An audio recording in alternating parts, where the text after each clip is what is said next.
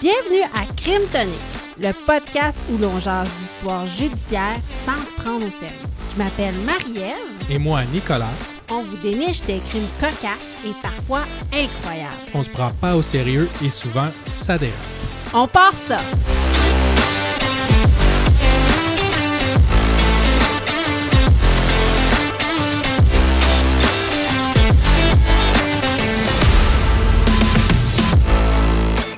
Épisode 10, le combat des crimes spécial breuvage. Cette semaine, on vous parle de procès, de scandales concernant l'industrie du breuvage dans un combat des crimes sanglant.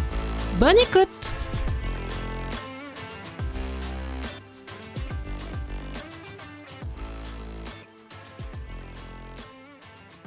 Nicolas! Marie-Christine. Marie-Ève. Marie-Ève. Je ne sais pas si vous pouvez nous voir, mais nous avons des chandails Crime Tonic. Oui. Oh, que oui. Gracieuseté. Cadeau. Oui, que j'ai eu à ma fête. Donc, je vous dirai pas quel âge j'ai eu.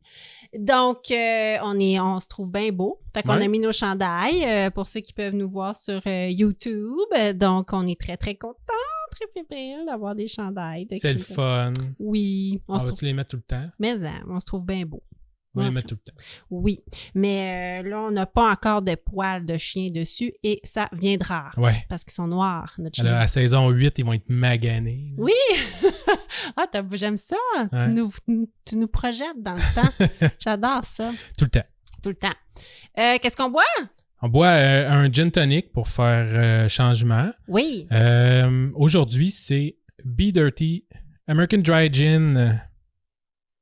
Qui est un gin de la distillerie Vice et Vertu située à Saint-Augustin de Desmaures. C'est où ça? Proche de Québec et de Donnacona. Oh wow! Oui. Donnacona.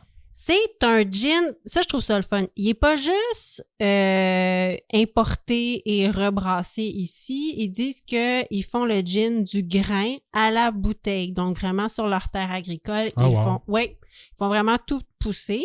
Puis ils le brassent ici, donc la microdistillerie aussi, elle est ici. C'est aussi la compagnie qui fait le gin Be Origin. Original? Be Origin? Origin. OK. Origin. Donc, c'est un super bon gin. On a pris ça, puis on l'a allongé avec le merveilleux tonic québécois 1642. Fait à Montréal. Fait à Fait Montréal. qu'on a un Montréal-Québec. Exactement, oui. Donc, on est dans le produit 100% québécois.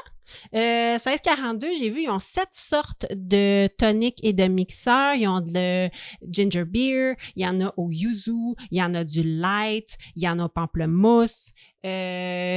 C'est super. Donc, ça fait changement. C'est le fun. Puis moi, j'adore le pamplemousse. Le goût est pas trop prononcé. C'est vraiment bon. D'ailleurs, comme vous pouvez voir, mon verre est déjà presque vide.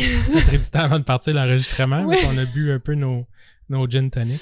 Oui, ce fut une dure et belle semaine. Oui. Oui, fait qu'on conclut ça avec un top 10. Ouais. J'aime ça, ces épisodes-là. Ben, la formule, ça a fonctionné. Je pense que, tu sais, dans les stats, là, à part le premier épisode, là, je pense que le 5e qu'on a fait, c'est dans ceux qui ont été le plus écoutés. C'est super cool. Puis on fera un autre sondage. Oui, j'aimerais ça. OK, écoutez bien les différents cas de la semaine. Avec le champion de la semaine, il y en a 11. Je veux savoir c'est lequel votre préféré. Et si vous avez des suggestions pour le prochain combat des crimes. Ouais. Moi, j'aurais peut-être fait un combat des crimes influenceur dans le trouble. C'est bon. Parce qu'à chaque semaine, il y a comme un influenceur qui « Ouais, je l'ai fait une vidéo, j'ai sacré le feu dans un entrepôt, puis finalement, il y a 8 millions de dommages. » Ouais, c'est ça. Ou il se ramasse dans un taxi puis il veut payer juste avec son... Une carte cadeau? Ouais, c'est ça. Oui, ou il est en prison, ou... j'avais pensé aussi des affaires de couple. Ah oui! On va presque garder ça pour la Saint-Valentin. On verra. Oui, un combat des crimes, oui. J'avais entendu l'histoire d'un gars, je vous vole pas de punch, mais il a voulu comme prouver son amour à une fille, puis ça a dégénéré. Il y avait des accusations contre lui. Ah ouais? Oui, c'était super. J'en ai trouvé un, moi, qui avait poursuivi sa date Tinder, genre. Ah ouais? Ouais. À cause que c'était trop plate. Il l'avait poursuivi pour qu'il se fasse rembourser sa soirée, en tout cas. Ah, J'en dirai pas plus, on non, verra ça. Oui, on garde ça en tête, puis on fait un spécial couple. Peut-être aussi, faut trouver des sujets pour l'Halloween. C'est vrai. Fait que si On jamais va vous arriver avez fin octobre, Oui, cet épisode qu'on tourne en ce moment va sortir le 20 septembre. 20 septembre, ouais. Donc, gênez-vous pas pour vos cas d'Halloween. C'est exactement le bon moment. Chose cocasse qui s'est passée, qui a rapport avec l'Halloween. Pas trop sanglant. Il y a d'autres podcasts qui se spécialisent dans le sanglant et c'est super, là. Nous, on est beaucoup dans le cocasse et le rocambolesque. Plus léger, mais drôle, là. Oui, c'est ça. Donc, crime plus léger. Si vous avez des suggestions d'Halloween, ça va nous faire plaisir. Donc, je commence avec champion de la semaine. Let's go. Let's go. Let's go, Marie-Christine. Marie-Ève. Marie-Ève. Seigneur, tu me débaptises. Donc, mon champion de la semaine sous le thème du breuvage, naturellement, ça s'est passé il n'y a pas longtemps. Donc, c'est très particulier cette semaine parce que je trouve que mon cas de champion de la semaine démontre clairement que des fois, on lit une nouvelle dans l'actualité, puis il faut regarder plus qu'une source pour avoir une histoire complète. Moi, j'aime ça fouiller parce que la première source que j'ai vue, c'était le fabuleux site de TVA Nouvelles. Ouais. Et il y avait, il y a très peu de temps, en juin 2023, il y avait un article qui disait « Les lingettes nettoyantes dans son café, elle intente une poursuite de 3 millions. » Oh boy. C'était ça le titre. OK. Fait que là, j'ai fait « Oh my God, elle avait des wipes dans son café. C'est bien dégueulasse, mais 3 millions, c'est un peu intense, mais tu sais, mais ça aurait pas été une erreur. » Donc, c'est un article qui date de juin 2023, comme j'ai dit, c'est assez récent. Ça faisait état d'une Américaine de l'Utah, aux États-Unis, qui est nommée Denise Lee, qui avait acheté un café chez Starbucks, qui est situé dans une épicerie. Fait que c'est un Starbucks, mais dans une épicerie. Okay. Ouais. Et elle affirmait dans l'article francophone avoir retrouvé 2 lingettes nettoyantes dans son café. Je vous mettrai le lien. Toutes les sources sont sur le site internet crimetonic.com. Vous me direz si vous avez compris l'article de la même façon que moi. Dans son café de Starbucks. Ouais. OK. Donc, 2 lingettes nettoyantes. C'était vraiment écrit des lingettes nettoyantes. Et elle blâmait la chaîne, écoute bien ça, elle est très polie, de n'avoir pas formé adéquatement ses employés à propos des produits nettoyants à leur disposition. C'est poli, hein? Ben oui. Il faut les former comme il faut, tu sais. Ça va pas dans le café des clients. Ça va dans la poubelle. Eh oui, fait que t'es pas sûr, tu sais. La pénurie, ça affecte vraiment tout le monde. Ben, tu sais, des fois, les baristas sont mélangés. Ben oui. Il faut bien former les baristas. Un petit peu de lingette dans ton café. Non, merci, Marie-Océane. Donc, elle poursuit donc Starbucks et la chaîne d'alimentation Smith Food and Drug Center pour 3 millions de dollars, affirmant que cette mésaventure a eu des conséquences physiques et psychologiques dans sa vie, et qu'elle a même vécu de l'anxiété et une perte de salaire. OK, écoute ça. Première réaction, une perte de salaire en 3 mois, en 2-3 mois. Écoute, c'est pas Denise Richard. C'est ça. C'est un peu intense. Puis là, j'étais comme... C'est quoi la concentration de lingettes nettoyantes pour que ça brise ta santé comme ça? Ouais, non, c'est ça. Puis que tu peux plus jamais acheter de café de ta vie nulle part parce que là, t'as perdu confiance en l'humanité. Ouais, t'es trop traumatisé. Tu peux plus sortir de chez vous. Et là, c'est là que j'ai fait des recherches supplémentaires. Et là, écoute bien ça. On est loin de l'histoire. J'ai trouvé 2 articles, un de Fox 10 et un de KUTV. OK. Donc, premièrement, ça s'est passé en 2018. Fait que oui, l'article est sorti en 2023 parce qu'elle vient de déposer sa poursuite, mais la vraie affaire, ça s'est passé en 2018. OK. Là, j'ai compris que l'histoire avait été mal rapportée. OK? Donc, Denise Lee s'est bel et bien rendue dans une succursale de Starbucks en 2018 et elle a commandé un venti frappuccino au thé vert. Parce que c'est tant bien compliqué, là. On n'est pas un café, 2 laits. Non, c'est ça. Et elle a reçu un breuvage avec de la glace concassée au lieu de recevoir un breuvage liquide sur glace. Tu sais, c'était comme un frappuccino. Tu sais, c'était comme toute la sludge. Ah, ouais. Moi aussi, j'aime mieux avoir un liquide avec des morceaux de glace. Pas moi. Donc, elle a demandé que son drink soit refait. OK. Chose que... Faut jamais que tu fasses Faut jamais que tu fasses ça. Elle a spécifié que le barista semblait fâché. de la situation, mais qui lui a tout de même refait son drink. Il a refait son Venti, Frappuccino, thé vert. Je trouve ça bien long, les noms, moi, là-bas. Puis elle est partie à la maison avec son breuvage. Mais dès le départ, elle trouvait qu'il goûtait pas comme d'habitude. Arrivée à la maison, sa fille a comme regardé dans son café, puis elle a remarqué qu'il y avait 2 pilules qui flottaient dans son café. OK. Fait que là, Denise, elle a comme capoté, puis elle a vidé son café et elle a pas trouvé des lingettes nettoyantes. Elle a trouvé des tablettes de Hernex, qui est une espèce de tablette, tu sais, comme les capsules à lave-vaisselle. Ouais. Ouais, mais dure, là. OK. OK. Qui sert à décrasser les machines à café. OK. Oui, qui avait eu le temps de fondre dans son café. Et Dieu sait que ça, c'est concentré. Ouais, ça doit. Anti-pépère. Dans un café, là. Donc, oui. Donc, on parle pas de lingettes, là. On parle de tablettes nettoyantes pour les machines à café expresso. Ouais, c'est comme si elle avait mis 2 Tide Pods dans son café. Là. Exactement. Elle a été prise de nausées, de vomissements. Elle s'est rendue à l'hôpital. Donc, elle prétend subir une atteinte permanente. On parle de blessures physiques, défiguration permanente. Oui. Dépenses médicales, t'es aux États-Unis. Ouais, il a fallu qu'elle aille à l'hôpital. Ouais. Fait que douleur et souffrance émotionnelle sévère, incluant une grande douleur physique, une perte de dignité, une dépression, sentiment d'impuissance, de désespoir, d'isolement et d'anxiété. Ouais, là, il en beurre tout le temps un peu, là, quand même. C'est sûr. Mais si c'est défiguration, ça se peut qu'il manque comme des gencives. Là. Ouais, non, tu comprends que ça allait brûler dans ta bouche? Tu te sens un peu... c'est comme si tu t'es fait attaquer. Ouais. C'est probablement que le gars était choqué puis il a fait comme t'aimes ma maudite, il a mis ça dans son café. C'est très méchant. C'est vraiment volontaire. Oui. C'est méchant. Puis je pense qu'après ça, il y a comme une partie de ta confiance qui part. Ouais, c'est ça. Non, effectivement. C'est pas comme si tu retrouves quelque chose dans ton café, genre un ustensile sale. C'est ça. Ouais. C'est de la mauvaise foi. Ouais. La méchanceté, c'est dur. La malveillance, c'est dur. Puis elle, je pense que c'est ça qu'elle a trouvé. Donc, perte de salaire puis capacité de gain réduite dans le futur, naturellement. Donc, oui, on parle de 3 millions de dollars, mais on doute fortement que ce soit un accident parce qu'on parle quasiment d'une voie de fait. Oui, exact. C'est ça, là. C'est vraiment, j'ai subi un voie de fait. Mais je peux pas croire c'est vraiment dur à défendre. Là. Ben, je veux dire, c'est pas dur à défendre pour la personne là, parce que tu pourras jamais prouver hors de tout doute qu'il a fait exprès en mettant ça dedans. Là. Effectivement, mais c'est mesquin. Ouais. Là. Je lisais ça et j'étais comme « Oh my God! » Donc, on parle ici d'un barista démoniaque. Rien de moins. Donc, c'était ça, mon champion de la semaine. C'était un barista démoniaque. C'est comme un twist. Ouais. On pensait que ton champion de la semaine, c'était la madame qui actionne une compagnie pour rien. Ah, je t'ai eu, hein? Mais tu m'as eu pas mal. Je t'ai eu parce que c'est pas ça, c'est le barista démoniaque qui met des capsules de machine à expresso. Écoute, moi, je suis allée chez Starbucks dernièrement, puis j'aime ça aller là, même si je trouve que les noms du café, ça finit plus.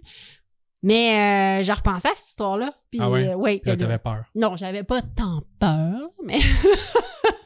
Tu as juste à pas retourner ton café. Ah! Tu vas être correct. C'est pas cool, non, je sais. ça. C'est pas gentil. C'est n'importe qui a travaillé en restauration ici. Oui, ça arrive. Faut pas que tu retournes des affaires. C'est pas correct, mais effectivement... En tout cas, il faut vraiment que le serveur soit de ton bord si tu retournes des affaires. Oui. T'as le droit de pas le manger, mais redemande-les pas. Non, c'est ça. C'est ça. Retourne-les de la merde, mangez-vous. Il faut vraiment que ce soit pas acceptable. Non, c'est ça. Faut pas juste ça. Ouais, mais non. Ouais. Mais tu sais, c'est ça. Mon steak bleu, il est pas assez chaud. Non, c'est ça. Ouais. Parce que, oui, je me rappelle un temps où est-ce que on refaisait ça des commandes. Rien de démoniaque. Non. Mais il me semble que c'était pire après qu'avant. Ouais. C'est ça. Ah, fait que toi, vas-y avec ton numéro 10. 10. Ouais, vas-y, je t'écoute. Je pars avec je l'ai mis en 10 justement parce que je trouvais ça super intéressant à parler. Mais c'est pas vraiment un crime. Ça n'a pas donné de... Il n'y a pas personne qui a été arnaqué. Là. Ça n'a pas donné de... Comme un petit scandale. Ouais, c'est ça. Okay. C'est un petit échec. J'aime ça. Puis on retourne encore une fois en Californie. Silicon Valley avec les super startups. Ah ben oui! Qui ont tout le temps des idées pour révolutionner n'importe quoi. Exactement. Et notre compagnie vedette ici, c'est la Juicero. Donc, c'est Juicero qui ont fait une machine pour faire du jus pressé à froid. Comme distributrice? Oui, en fait, eux autres, leur idée, c'est que tout le monde pouvait avoir dans leur cuisine une machine pour se faire un jus frais pressé à froid. Parce qu'on sait que c'est le bordel, là, faire du jus pressé à froid. Là, c'est pas évident. Puis, fait que, tu sais, c'est genre la Keurig, là. Tu sais, du jus pressé à froid. Fait qu'on est en 2010. OK? L'idée, c'est ça, c'est super simple, c'est d'avoir une machine qui fit sur ton comptoir pour faire des jus de fruits, de légumes pressés à froid. L'entreprise a attiré l'attention avec un financement initial impressionnant de plus de 100 millions de dollars. OK, moi, tes chiffres de financement me renversent à chaque fois. Faut juste que toi puis moi, on se trouve une idée puis qu'on trouve du financement. Faut-être des amis, ouais. En tout cas, faut-être la façon de... On s'en va, là. Oh, ouais. On fait pas la machine. Moi, si tu me donnes 100 millions, fuck la machine, là. M'en va vendre des t-shirts sur une île en Hawaï, tu me reverras plus jamais. Tu sais, parmi ça, il y avait Google Venture qui ont investi, je l'ai pas noté, là, mais plusieurs dizaines de millions de dollars. Pour une machine à jus. Dans la machine à jus. J'étais où, moi? Mais j'ai lu un peu là-dessus, puis c'est fascinant parce que ces compagnies-là, ils pêchent à dynamite. Tu sais, ils ont tellement d'argent, de toute façon, que tu sais, par année, ils vont investir des dizaines de millions de dollars dans une cinquantaine de compagnies. Attends, mais là, tu parles de compagnies comme Google Venture, pas la compagnie de jus, là. Non. Ouais, les compagnies comme Google Venture, ils ont tellement de cash que pour eux, c'est comme prendre un billet de l'auto une fois par semaine. Ils font des analyses, ils regardent puis ils se disent, OK, ben, lesquels qui ont plus de chances d'avoir du succès, ils mettent un 10, 20, 30, 50 millions dedans par année. Ben oui. Dans 10, 20, 30 compagnies comme ça. Puis s'il y en a une dans le lot qui fonctionne, je veux dire, ils viennent de se rembourser tout le reste. Là. Exact. Parce que, tu sais, une fois que, tu sais, quand tu es vraiment le premier à investir 20 millions dans une compagnie comme Apple, là, ben, la journée où ils ont vraiment du succès, ben... Mais il y en a bien une, c'est ça. Puis c'est pas des niaiseux, naturellement, là. Ils travaillent pour des grosses compagnies. Fait qu'ils ont les capacités d'évaluer, selon eux, plus que le commun des mortels, si les compagnies vont marcher. Ouais. Fait que c'est comme pas une loterie parce que ça prend des capacités d'évaluer. Fait qu'avec un peu de chance, tu sais, un dans un, t'as plus que 50% de avoir ta mise. C'est comme jouer au blackjack. C'est ça. Tu sais, je veux dire, c'est de la chance, là, mais tu es capable de calculer un peu tes odds, là, tu sais, d'avoir. Puis en plus, honnêtement, je suis pas fiscaliste, là, mais d'après moi, quand tu commences à investir de même, en plus, ça doit te donner des crédits d'impôt puis des affaires. Oui, mais ça doit, oui, effectivement. Oui, en plus de te faire des amis, puis je veux dire, c'est un petit monde. Des contacts. Ouais. Bon, la machine se vendrait, va se vendre dans les alentours de 400 $. OK. Pour ça. Mais c'est pas juste le prix qui faisait jaser un peu le monde aussi, c'était que pour faire ton jus, en fait, il fallait que tu t'abonnes, tu t'inscrives puis que tu payes, dans le fond, les sachets qui allaient dans la machine. C'était propriétaire, un peu comme Keurig, justement, ou Nescafé, Nestlé, qui ont des copes qui vont juste dans leur machine. Nespresso, ouais. Puis la machine était Wi-Fi, fait que c'était branché sur Internet, puis il y avait un code QR qui scannait, puis si c'était pas un code qui était dans l'inventaire, ça marchait pas. La machine n'allait pas faire le jus. Et en plus, la minute où c'était hors de date, la machine n'allait pas utiliser ton contenant non plus, ton sac de jus pour presser. T'sais. OK, je comprends. Ouais, c'est money maker. Ouais. Fait que tu sais, ça l'a sorti, là, la machine. Là. Il y a du monde qui en ont acheté. Là, puis c'est ça, le monde, il trouvait ça pas mal niaiseux. Un, ça coûtait cher. Deux, il fallait que tu achètes tout le temps les affaires de jus. Puis après ça, ben une fois que tu l'utilisais pas ou qu'il était magané, ton code QR ou n'importe quoi, je dis c'était plus bon. Là. Fait que tu perdais un peu d'argent. Fait qu'il y a quelques acheteurs, mais ils n'ont jamais rentré dans leur argent. Là. Je veux dire, le coût de la machine aussi, le cost était beaucoup trop élevé là, pour le prix qu'ils vendaient. Puis il y a mené, au début, je pense qu'ils vendaient encore plus cher que 400, mais après ça, faut que tu en boives des jus pour te dire que tu en bois pour 400$. Tu sais, c'est une machine slick, là, mais c'est pas petit là, sur un comptoir. Là, c'est gros comme un air fryer là, pour te faire du jus. Là. C'est ça. Ouais. Puis rapidement, c'est ça. Fait que le monde va commencer à critiquer ça. Et vient le jour où, en 2017, Bloomberg vont sortir une vidéo où ce que il y a quelqu'un qui simplement prend le sac et le presse dans un verre et boit son jus. Fait que, tu sais, c'est comme si la machine qui était supposée de mettre comme 4000 livres de pression sur un sac pour presser à froid le jus pis tout ça, t'avais le même effet en prenant le sac de jus puis en le pressant directement avec tes mains dans ton verre. Ben non, parce que c'était comme supposé être des espèces de fruits réfrigérés-ish dans le sac. Ouais, c'est ça. OK. Puis là, en pressant le sac, ça donnait du jus, puis il y a quelqu'un qui a juste pressé avec ses C'est comme si tu muscles. faisais tout un mélange de fruits pour faire ton jus. Ben Fait fancy. que, à la place de le couper sur ton comptoir puis de le mettre dans ton espèce de machine qui fait bien du bruit puis tout le kit, là, ça faisait juste peser, sortir le jus. Ouais. Fait que là, tout le monde, le monde, ça a fait un gros tollé, là. Tout le monde sont montés aux barricades. Tout le monde se sentait trompé, floué, tu sais. Après avoir investi, tu sais, des centaines de dollars dans une machine qui était complètement inutile.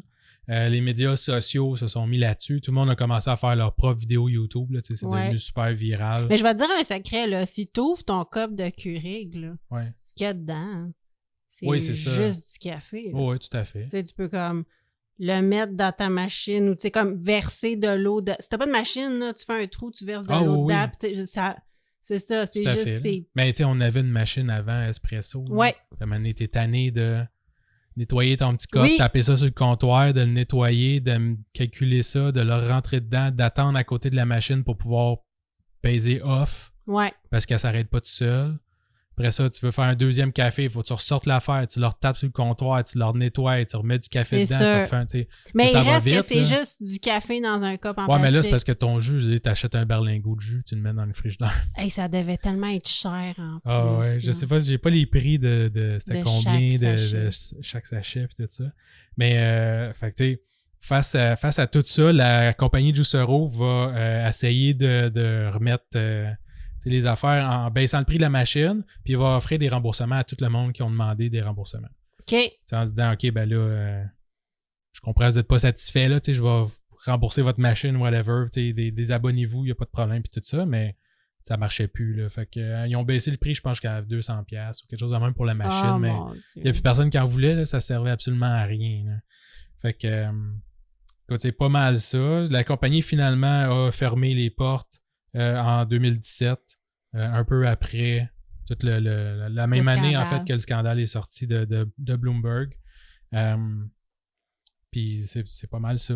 Ça s'arrête là. C'est pas un méga cas où ça finit avec des poursuites à pu finir puis tout le kit. Là, ouais, mais c'est comme un genre de fraude. Tu sais, c'est ça. Il aurait pu avoir un recours collectif, mais en même temps, c'est parce que si tu achètes le produit puis ça te convient, les autres, ils vont toujours pouvoir dire que ben non, c'est pas la même affaire si tu le mets dans la machine que si tu le presses toi-même, mais... Ben, eux autres, c'est ça, ils se défendaient en disant, ben, tu sais, la machine contrôle la pression, fait que tu as une meilleure qualité, puis en plus, ben, il y avait l'affaire de scan là, pour être sûr que c'est correct, puis tout, parce que il disait qu'il y avait déjà une autre compagnie comme ça, ce qui avait fait, c'était des affaires fermentées.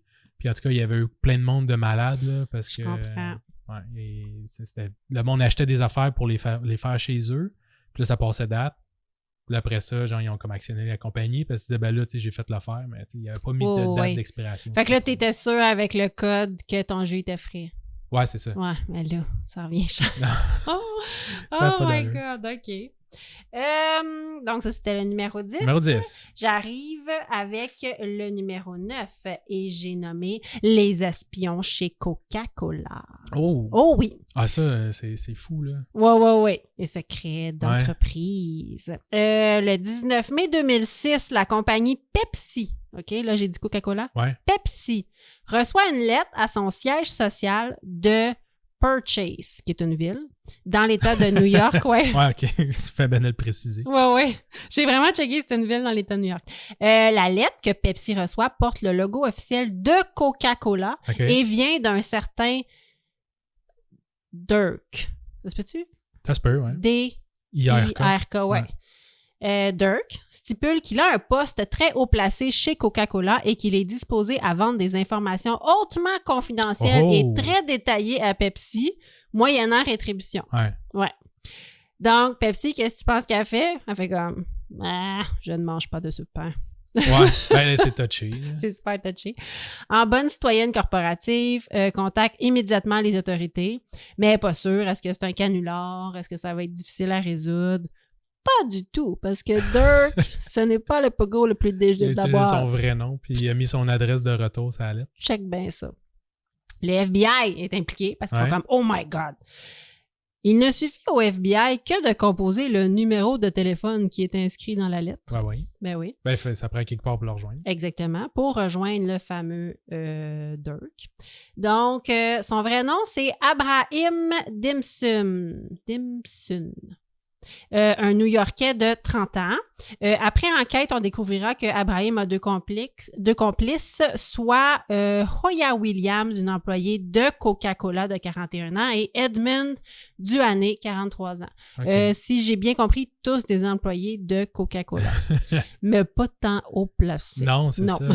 S'ensuit un véritable film de série B, OK? Le FBI donne un premier rendez-vous à Dirk et lui promettent un paiement de 30 000 $ s'il lui donne des documents confidentiels. Wow. Ouais. Là, Dirk, il est comme, OK, je te donne rendez-vous à l'aéroport d'Atlanta. Je te jure. Écoute, il demande l'argent en petites coupures dans une boîte de biscuits de type Scout Girl jaune. Oh wow. Ouais. Voulais-tu des billets comme non séquentiels? C'était dit. Mais dans une boîte de biscuits de scout. Ah oui? Ça n'a pas de sens. En petite coupure, il dit « Moi, je vais arriver avec les documents et une fiole qui est un échantillon du produit en cours d'élaboration. Oh, wow. Vous pouvez l'analyser. Si c'est satisfaisant, je peux arriver avec d'autres informations, mais je veux, après 1,5 million de dollars pour le reste des informations. Oh ouais, le FBI fait comme oui, parce qu'il s'en fout, parce qu'il ne paiera jamais. Puis, il lui dit, OK, mais il faut que je fasse analyser le contenu. Puis, si l'analyse est concluante, je vais te donner 45 000 supplémentaires. Puis, pour tous les autres secrets, je vais te donner 1,5 million. Entre-temps, il filme Dirk, alias Ibrahim Dimson, avec ses deux complices en train de ramasser. Puis, il ramasse full de preuves contre eux. Ouais. Ben oui. C'est ça, il ramasse des preuves, il filme. Ouais, il y a même sa complice, là, Hoya Williams, qui va être filmée en train de glisser des documents dans son sac chez Coca-Cola, parce qu'elle, c'est une secrétaire chez Coca-Cola. Ils ont averti Coca-Cola? Ben, pas au début. Okay. Fait qu'il, je pense qu'il filmait de loin. Puis ils ont vraiment vu la fille en train de ramasser une fiole, puis tout. Non, au début, Coca-Cola ne savait pas. Le prochain rendez-vous est fixé pour le 5 juillet suivant, puis le FBI arrête nos 3 champions, là, la main dans le sac. Puis il est confirmé que oui, les documents étaient bel et bien des documents de la plus haute importance, mais tu sais, ça concernait un nouveau produit, là, qui est pas un nouveau Coke, là, tu sais, un nouveau produit. C'est le Coke clair, là. Ouais, le Crystal Coke, c'est Pepsi Crystal, puis il y avait le Coke Clear, là, je sais pas trop quoi. Il y en a eu des affaires à travers les années. Il y avait les bouteilles avec ton nom aussi.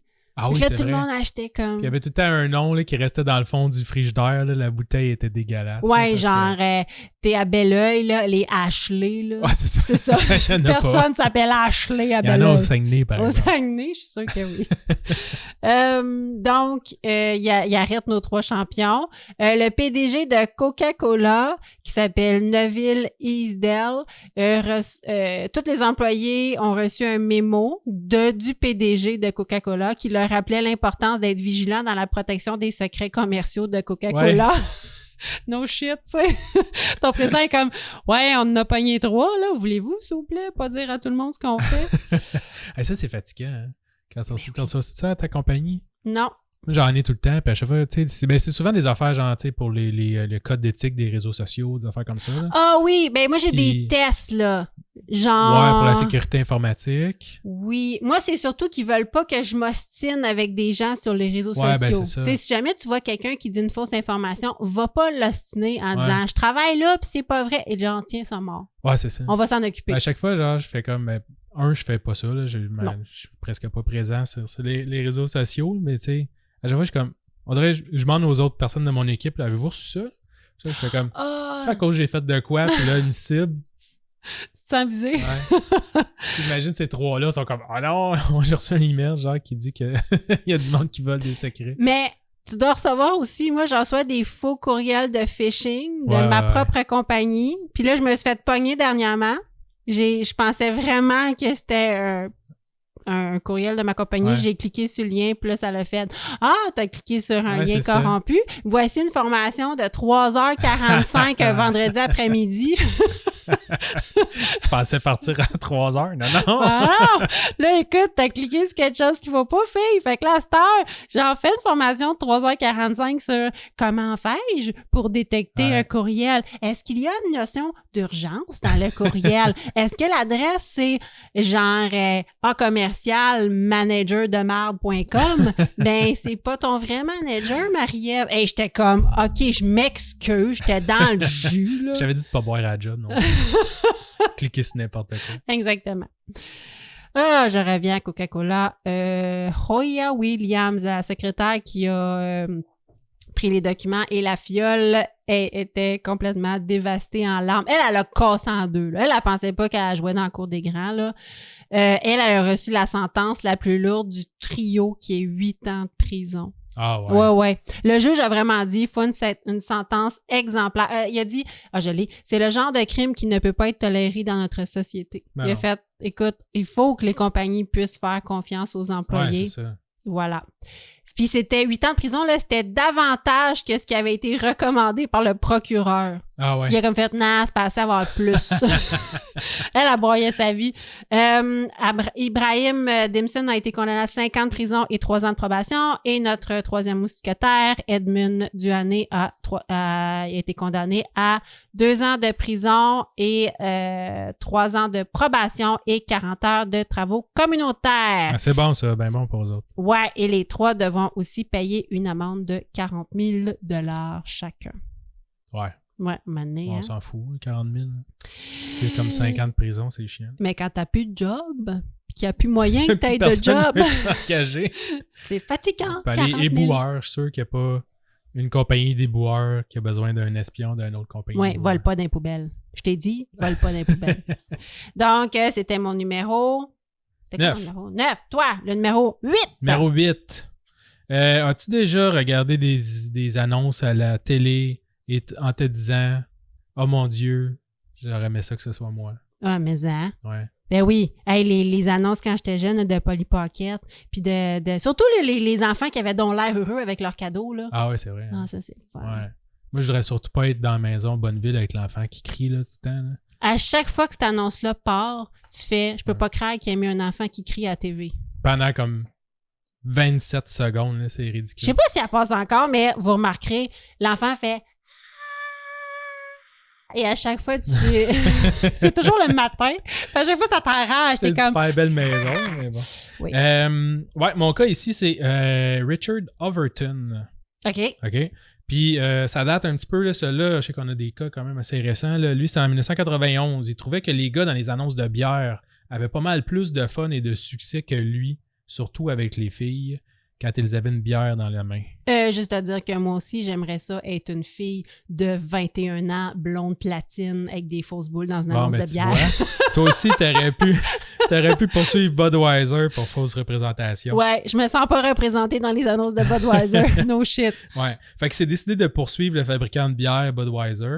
J'ai pas noté le nom complet, là, mais c'est Bushnell Budweiser, je sais pas trop quoi. Je l'ai tantôt parce que j'ai un code bière, oui. Okay. Fait que vas-y. Lui, il a poursuivi pour 10 000 $. OK, c'est pas énorme. Parce qu'il dit que les gars dans les... il dit que c'était la publicité trompeuse et mensongère. Ça lui aurait causé de la détresse émotionnelle, des blessures mentales et des pertes financières. Il y a la masculinité fragile. Ouais, c'est un petit peu ça qui est arrivé au bonhomme. Là. Il est devenu une espèce de... frustré des femmes. Ouais. Que, tout le monde faisait comme « Ah, tu fais juste ça à cause que tu pognes pas. » Oh! Mon Dieu, quelqu'un qui a dit « c'est chiant ». C'est sûrement vrai, mais c'est chiant. Ouais. Mais lui, il disait que le spot publicitaire à la télévision montrait que la bière avait des facultés de créer et de faciliter une ambiance de fête dans des décors exotiques entourés de belles femmes frivoles où les possibilités étaient infinies.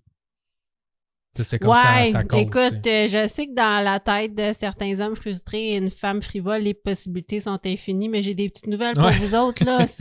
Il y a une fin à ça. Là. Mais nous, il faut que tu sois capable de... Ouais.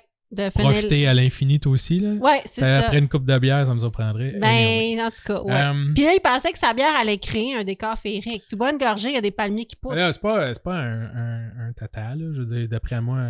Au moins, il n'a pas poursuivi pour 3 millions, mais il s'est pas fait défigurer non plus. Voilà. Mais bon. Voilà, Nicolas. Mais lui, il trouvait que c'était pas vrai. Que quand il buvait de la bière, ça lui arrivait pas. Attends, excuse. Mais c'est vrai qu'à une certaine époque, c'est moins pire maintenant. C'est bien moins pire maintenant. C'était l'équivalent des annonces de Axe. Tu sais, genre, le gars, il pitch-poutait du parfum, puis les hordes de filles couraient après pour le Frencher. Là. Ça, à un moment donné, il y a une limite à ce que tu peux montrer de façon sarcastique sur ton produit. Tu sais, ça suffit. C'est l'équivalent des annonces de char, là, ils montent des montagnes avec, là. Ouais. Son petit Jeep, là. Il part même pas l'hiver, ton Jeep, là, ça va ouais, mais qui va... C'est quoi le pourcentage de gens? Non, c'est ça. Que c'est pas parce qu'ils sont pognés dans le trafic. Non, ils gravissent des montagnes la fin de semaine. C'est peut-être parce que j'écoute plus la télé à part, genre, entre 6h30 puis 8h30 le matin. Ouais. Que j'ai pas d'annonce de bière, là. Il me semble que j'en vois plus beaucoup, mais il me semble que ça a changé aussi. Oui, puis t'es pas un grand... Ouais, mais t'es pas un grand consommateur de sport à la télé. Non, c'est ça aussi. Fait que fait que c'est ça. Fait que l'image de l'homme frustré sexuellement va lui rester collée à la peau un certain temps. En 2007, fait qu'on est comme pas mal de temps plus tard, il y a un média du nom de Kalamazoo Gazette qui va aller faire une entrevue avec le monsieur Overton. Il dit que maintenant, il est rendu un homme heureux. Il est marié depuis 30 ans. Fait qu'il était marié avant même sa poursuite, là. Oh. Avec la même femme, puis il est père de 3 enfants. Et il explique que ce qui l'a motivé à porter la plainte en réalité, là, c'est que c'est pas vraiment le fait qu'il n'y avait pas de femme, là, parce qu'en plus il était marié, là, c'est que c'était plutôt la façon que ses enfants regardaient les annonces à la télé. Oui. À l'époque, il y avait Budweiser avait aussi une mascotte qui s'appelait Spuds Mackenzie. C'était un bull terrier. C'est un gros pénis. Entouré de femmes. Entouré de femmes. Là, il shakeait la bière, puis elle explosait. C'est ça, Excuse-moi. Non, c'était un bull terrier. OK. Puis, tu sais, il y avait un chien. Puis là, le chien, il se promenait à la plage, tu sais. Puis là, il y avait toutes sortes d'affaires. Puis là, ben, ses enfants, ils regardaient les annonces de bière, puis ils étaient comme super éblouis par ça. Puis, fait que lui, il s'est dit, non, ça se peut pas. Il voulait pas que ses enfants en si bas âge soient attirés par des tactiques déloyales là, pour de la consommation d'alcool. Oui. Ce qui, selon moi, fait plus de sens. Oui, mais c'est plate parce qu'on n'arrêtait pas de le niaiser puis on le trouvait niaiseux. Puis finalement, il est quasiment intelligent. Il aurait dû dire ça à l'époque. Parce que ça aurait sûrement... Ben là, j'en parle aujourd'hui en 2023. Là, oui. Mais, tu sais, ça n'a pas fait un gros tollé, son affaire. Puis il demandait pas beaucoup d'argent. C'était pas pour l'argent qu'il demandait ça. C'était pour faire jaser le monde. Puis, ben, ça a peut-être viré un peu contre lui. Puis mettre des balises. Ouais, c'est ça. Mais ça a changé depuis, mais je suis pas sûr que c'est... Non. Richard Overton qui a fait changer Budweiser. Mais Richard... Mais bel essai, Richard. C'est juste plate que tout le monde riait de toi à ta job. Oui. On sait-tu sa profession? Il était-tu comme comptable? Je vais pas chercher. Oh, pauvre petit monsieur. OK. Donc, numéro 7. Moi, je suis rendu à 7. Numéro 7. 7. Je te parle de Tim Horton qui veut savoir où vous êtes tout le temps. Oui. Donc, en juin 2020, James McLeod, un journaliste du National Post, sonne l'alarme concernant l'application de Tim Horton de son téléphone cellulaire. En effet, il démontre que l'application Tim Horton l'a géolocalisé 2700 fois dans les 5 derniers mois. Ça, c'est plus que moi qui te demande t'es où. Toi, tu te demandes pourquoi ton cellulaire dure pas plus que 3 heures. Là.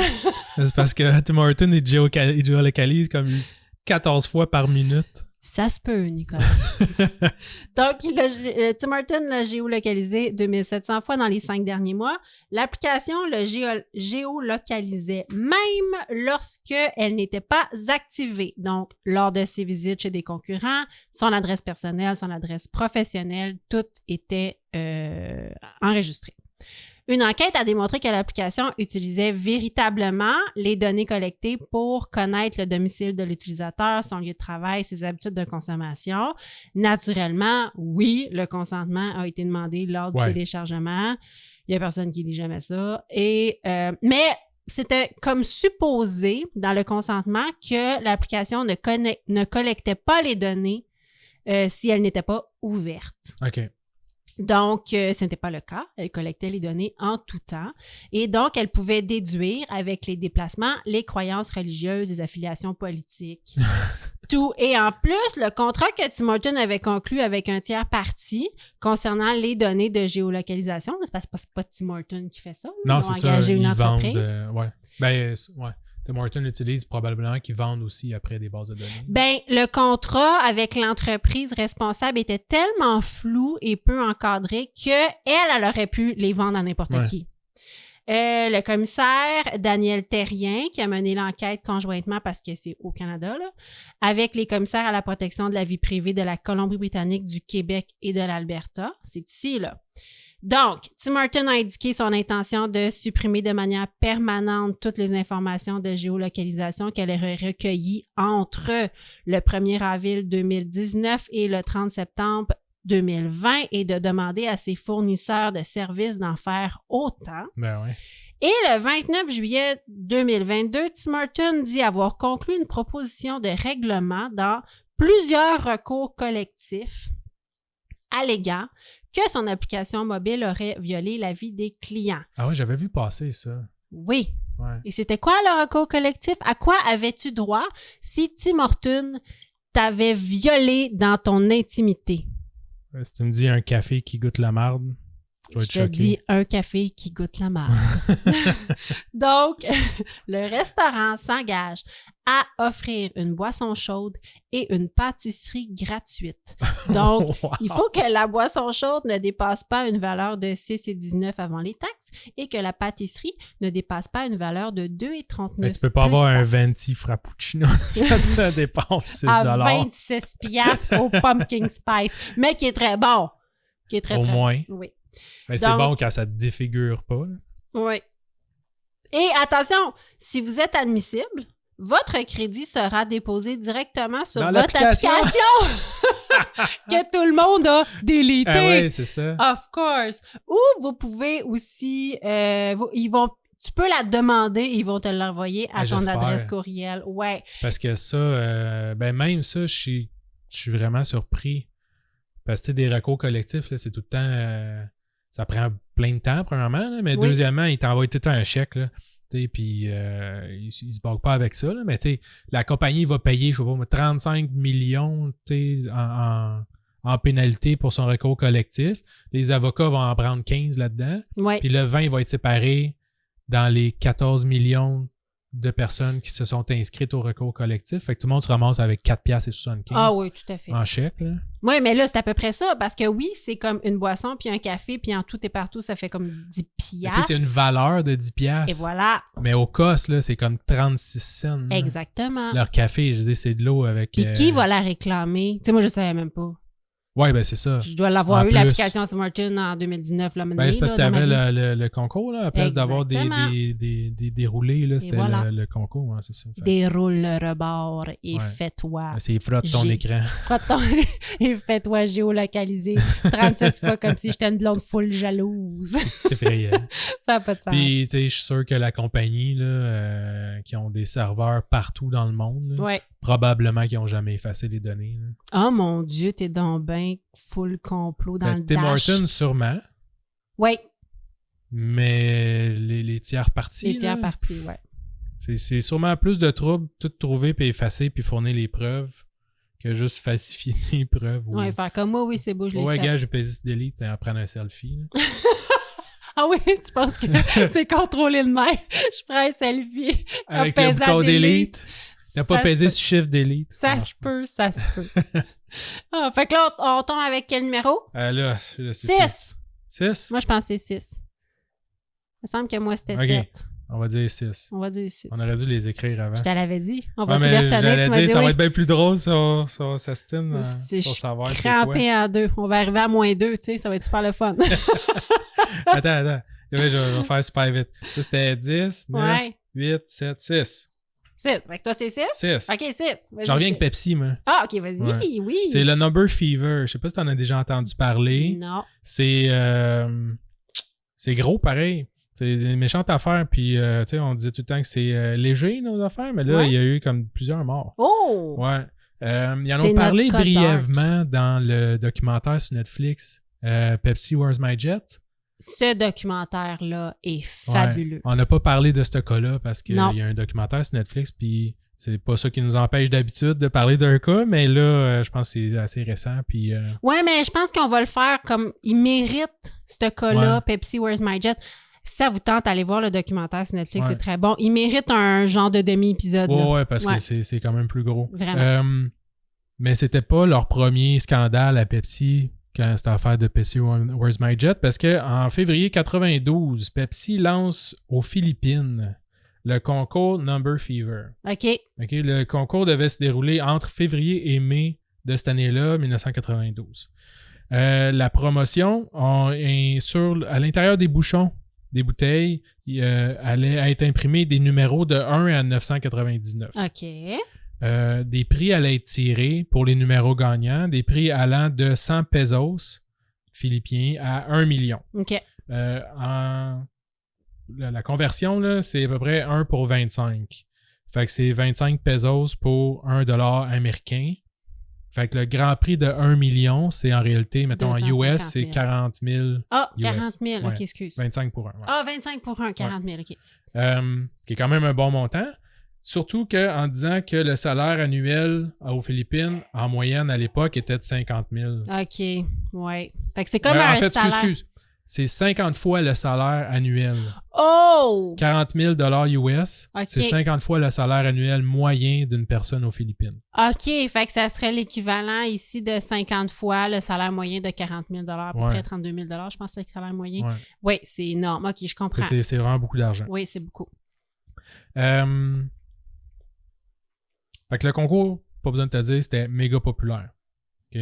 Le monde, là, il achetait des bouteilles à pu finir, puis je pense qu'il y a du monde là-dedans, c'est ça, ils buvaient genre 5, 6, 7, 8 coke par jour juste pour... Je sais pas pourquoi ils buvaient, là, honnêtement, tu peux juste comme pogner les bouchons à la limite. Mais c'est quand même des calories, je suppose. Vraiment. Fait que les numéros gagnants, ils allaient être annoncés le soir. À tous les soirs à la télévision, il y avait un numéro gagnant qui était annoncé. Le concours devait prendre fin en mai, mais vu le succès retentissant, il a été étendu de 5 semaines. OK. Et c'est là le problème.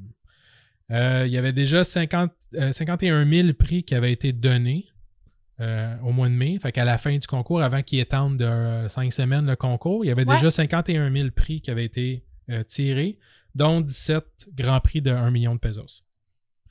Les numéros imprimés et les prix étaient étaient contrôlés par Pepsi. OK. Eux autres, il y avait un inventaire, Oui. des numéros. À l'intérieur du bouchon aussi, il y avait tout le temps un petit numéro de sécurité. Un petit code là, pour être sûr que c'est un bouchon valide, legit. Puis ils savaient quel numéro était imprimé. Ils savaient lesquels faire tirer, dans le fond. Mm-hmm. Mais ça, c'est pas un gros scandale. Je veux dire, c'est normal. Là. C'est comme la loterie. Puis en plus, pour annoncer t'as combien de chances sur combien de chances, il faut que tu saches il t'en reste combien en circulation. Ouais, fait que souvent, ils contrôlent ça, oui. Mais bon, vu que le concours a été étendu de 5 semaines, il y a eu des petites erreurs, des confusions dans l'impression des bouteilles puis des bouchons additionnels. Okay. Initialement, il y avait 2 bouchons qui avaient le numéro 349. Mais lorsque ça a été tiré, en fait, il existait 800 000 bouchons avec le numéro. Puis 349, c'était le numéro gagnant? Ouais, c'est ça. Attends. Fait que, tu sais, ouais, c'est ça. Il y avait... 349, il a été tiré comme numéro gagnant le 25 mai 1992. Ah, OK. Puis ça, c'était le numéro gagnant de... Le concours dans de 40 000... Comment t'as dit? 50 000 $. Ben, plus que ça, là. 50 fois le salaire annuel. Ouais, ben en fait, c'était... Parce que le concours, il faisait de février à mai. Ouais. OK? Fait que là, eux autres, ils s'étaient dit, OK, ben on va imprimer 2 bouchons 349, puis on va tirer un gros lot de 1 million avec ces 2 numéros gagnants-là, ouais, 349. Ouais. Finalement, je sais pas, ça n'a pas été tiré. Là. OK. Mais ils ont décidé de prolonger le concours. Fait qu'ils ont imprimé plus de bouteilles. Et là, ils n'ont pas contrôlé comme il faut. Puis, rendu où on tirait le numéro 349, eux autres croyaient qu'il y avait 2 gagnants, mais l'imprimeur, whatever, il avait sorti 800 000 bouchons avec ce numéro-là. 800 000. Fait qu'il y avait 800 000 personnes qui auraient gagné 1 million. Il y avait 800 000 bouchons gagnants du lot de 1 million. En théorie, là, la valeur estimée des bouchons gagnants du numéro 349, c'est 32 milliards de dollars US. Ben oui, toi. Ils n'ont pas ça. Fait que là, le soir à la télé, ils annoncent le billet gagnant, le bouchon gagnant, numéro 349. Et là, tout le monde sort de chez eux en courant. Parce qu'ils ont gagné 1 milliard. Puis il y a des milliers de Philippiens qui se ruent dans les rues vers le siège social de Pepsi là, pour aller réclamer leur lot. Puis là, c'est ça, attends, là, tu sors de chez vous, t'es comme, j'ai gagné. Puis ton voisin, il fait, moi aussi. Ouais, puis là, ton autre voisin, il fait, ouais, moi avec. Puis là, t'es comme, mais my God, on est tous millionnaires. Tu comprends, ça n'a pas de sens. Ouais, le pays va sortir de sa dette. Mais, hein? Ouais. Fait que là, Pepsi va les retourner de bord en leur disant que les bouchons sont pas conformes parce qu'il y a la nouvelle impression des bouchons, il n'y avait pas le petit numéro de sécurité dessus. Ah! Fait qu'ils n'avaient pas fait leur due diligence, je suppose, chiant. dans l'impression, ouais.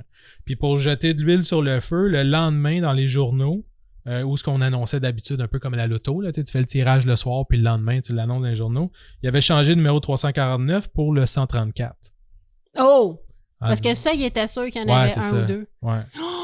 Oh, c'est chiant. Fait que 2 jours après l'événement, les exécutifs de Pepsi vont s'entendre pour offrir aux participants qui avaient un bouchon gagnant, là, qui avaient voulu réclamer le numéro 349. Au lieu de 1 million, il va leur donner un Pepsi. Non. Ouais, pas une tout à fait. Là. 500 pesos. Ah. C'est l'équivalent de 18 $. Oh, ouais. Wow! Au lieu de 40 000. 18 $ au lieu de 40 000. Oh my God, OK. Il y a 486 170 personnes qui vont accepter le prix de 500 pesos. OK. Sur 800 000.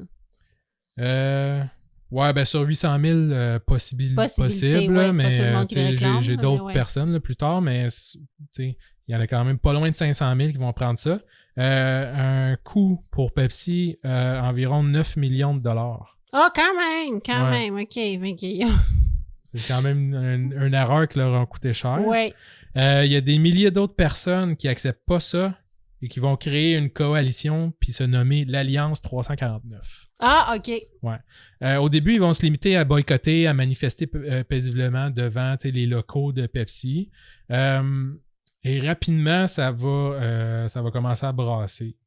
Le gouvernement aussi, il manifestait devant les édifices du gouvernement parce que le gouvernement prenait un peu pour le bord de Pepsi. Là, c'est ça, un gros citoyen corporatif. Là, c'est ça. En 93, c'est ça va commencer à brasser.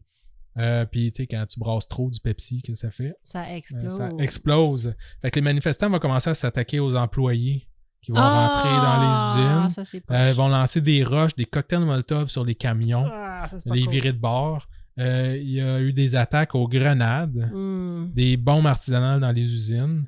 Il y a eu beaucoup de victimes collatérales de ça, dont un enfant de 5 ans et son professeur qui sont morts là, suite à une grenade ou quelque chose comme ça. C'est poche. Ouais. Il y a beaucoup d'employés aussi décédés dans des attaques de camions. Beaucoup de frustration, là. Ouais. C'est comme la frustration d'un peuple qui voulait comme ça, tu sais, qui avait comme le rêve de se sortir de la misère, puis qui ont pensé pendant un moment. Ils sont vraiment floués par la compagnie. C'est ça. Ouais. Il y a 22 000 personnes qui vont qui intentent des poursuites judiciaires. On décompte 689 poursuites aux civils, 5200 plaintes aux criminels. Il y a quelques plaignants qui vont recevoir des compensations entre 10 000 et 30 000 pesos. Fait que c'est à peu près entre 404 à 500 pièces US. Puis en 1996, Pepsi va payer une amende de 150 000 pesos au gouvernement. Oh! Ce qui n'est pas grand-chose. Tu tapes ses doigts. Ouais, c'est ça. C'est comme 30 000 piastres. Ah, mon Dieu, ouais, c'est ça. Hein? C'est tout le temps, moins quand je pense. Ouais. Mais même 150 000, c'est pas tant que ça. Non, c'est ça. Quand tu fais une erreur de 32 milliards. Ouais, c'est fou, hein? Ouais. Il aurait fait faillite. La Cour suprême des Philippines va conclure en 2006 que le dossier est clos. Puis il n'y a plus personne qui peut faire quoi que ce soit légal là, avec l'événement. Là. C'était soit ça ou fermer Pepsi. Là. Ouais. À un moment donné, ils peuvent pas payer, c'est une erreur. Là. Ouais, non, c'est ça. C'est chiant. Et j'enchaîne avec le numéro 5, qui est Budweiser. D'accord? Oui! Ben là. Mais ils ont plein de scandales. La bière Bud Light tente d'être plus inclusive. J'aurais pu appeler mon cas. Aux États-Unis, des hommes ayant la masculinité très fragile appellent au boycott de Bud Light à cause d'un partenariat avec une influenceuse transgenre. Oh non. Oui. Pas eux autres. Oui. Je te raconte. À l'origine, Bud Light est une marque de bière très abordable, vendue partout, qui est souvent associée aux événements sportifs et aux concerts. C'est fortement ancré dans la culture américaine et traditionnellement relié aux valeurs conservatrices. Ouais. Je ne savais pas, moi. Je pensais que Non? c'était la bière Duff de Simpson qui était comme ça. Ah, c'est Bud. Bud, ouais.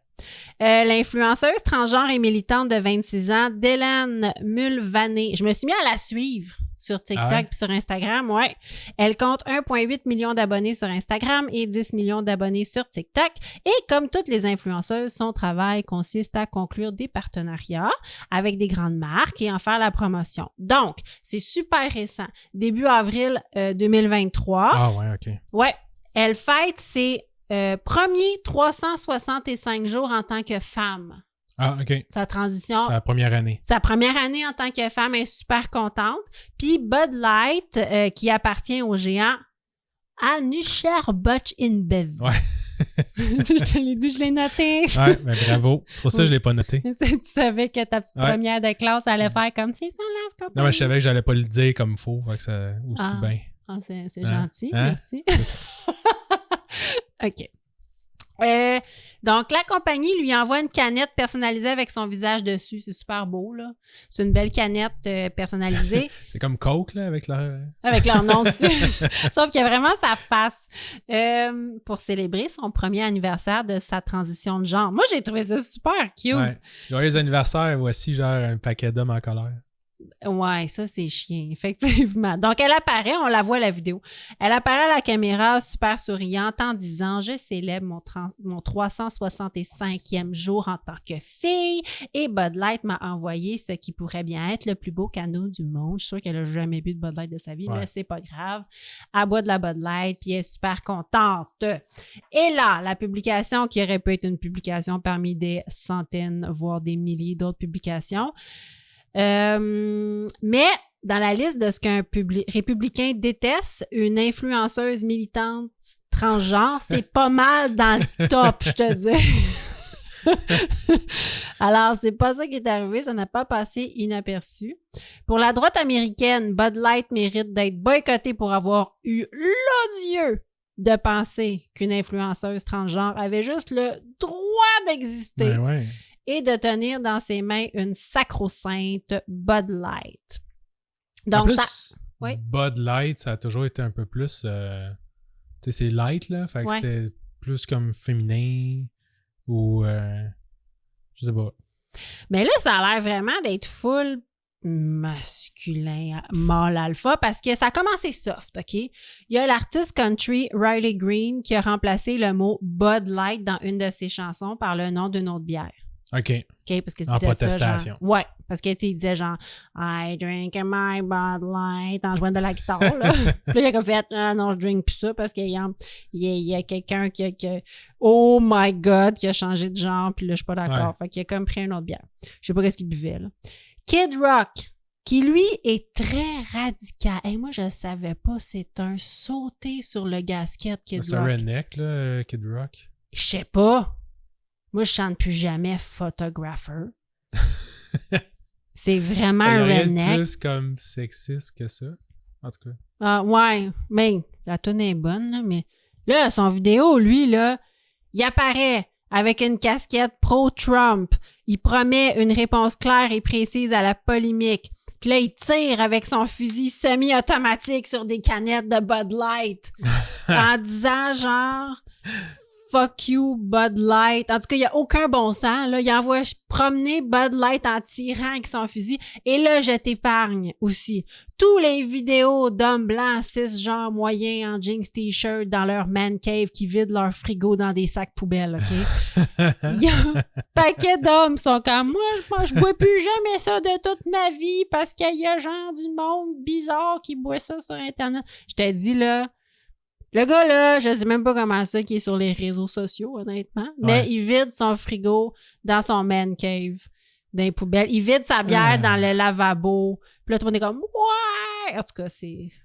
Oh my God. Ah oui, il y a des bars aussi qui refusent de vendre la Bud Light parce que la Bud Light véhicule des valeurs contraires aux valeurs bibliques. Là, j'espère que Bud, ils n'ont pas backé. Là.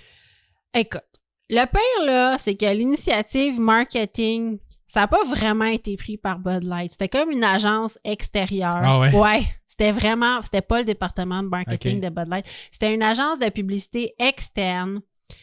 Et le VP marketing a quitté son poste suite, je crois que c'est une femme, la VP marketing, a quitté son poste suite au fiasco. Elle a perdu sa job. Ils disent que c'est temporaire, mais je pense qu'elle n'est jamais revenue. Et écoute, c'est grave, là. Le géant de la bière est passé 2e dans les parts de marché.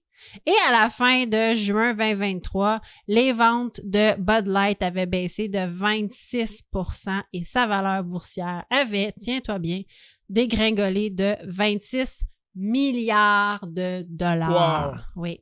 Ben, c'est le temps d'acheter des actions. Ben, moi, c'est de ça que je me suis dit. Dans une couple de mois, là, tout le monde va oublier ça. Là, puis...